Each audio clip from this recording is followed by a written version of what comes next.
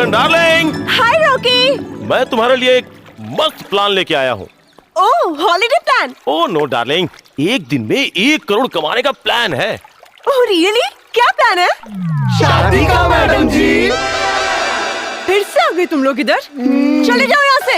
Madam जी, madam जी, madam please, madam please, madam please. Please. हाँ मैडम जी। Darling please relax, cool down, cool down, cool down. तुम मुझे कूल down बोल रहे हो? हाँ तुम? मैडम जी, तो मैडम। Get out. मैं कुछ भी नहीं करने वाली, समझे तुम लोग? सब के सब यहाँ से निकलो। किरण, किरण please please listen to me. नो, तुम मुझे इस गवार बदतमीज से शादी करने के लिए बोल रहे हो? तुम? I don't believe this. Kiran, Kiran please. अरे शादी नहीं यार, फिल्मी ड्रामा। फिल्मी? यस बेबी, जैसे फिल्मों में हीरोइन फेरा लेती हैं, सिंदूर लगाती हैं, शादी हो गई और सीन ओवर, और सब लोग अपने अपने पैसे लेके अपने अपने घर। मैडम जी, बस आपको सिर्फ इतना ही करना है और इसके बदले हम आपको 1 करोड़ देंगे। 1 crore?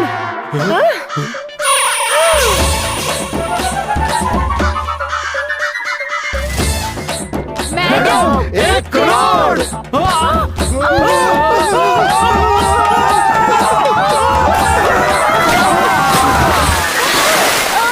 Oh my God. Darling इतना हाइपर क्यों हो रही हो? 1 करोड़ दे रहे हैं, 100 lakhs, और बदले में करना क्या है? शादी का एक छोटा सा ड्रामा मैडम, प्लीज। हाँ डार्लिंग, एक छोटा सा ड्रामा, और उस ड्रामे से उस अनपढ़ जाहिल गंवार देहाती से हमेशा के लिए छुटकारा। नहीं, मैं इतना बड़ा रिस्क नहीं ले सकती। ये रिस्क नहीं मैडम, ये ड्रामा फिक्स है। बस एक बार ये ड्रामे वाली शादी हुई और जैसे ही उसने 100 करोड़ का राज बताया, फिर तो हम उसे रॉबरी के जाल में ऐसा फंसाएंगे कि बाहर की दुनिया उसे देखना नसीब ही नहीं होगा मैडम जी। डार्लिंग तुम सोच क्या रही हो? हाँ बोल तो ना, प्लीज से यस। हाँ मैडम रेडी? ओके, डन।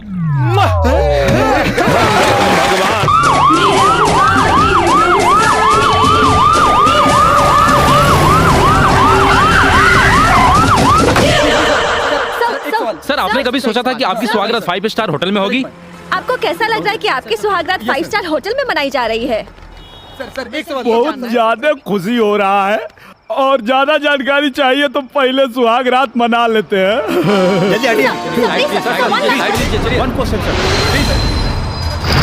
हबक रे हाथ से तो।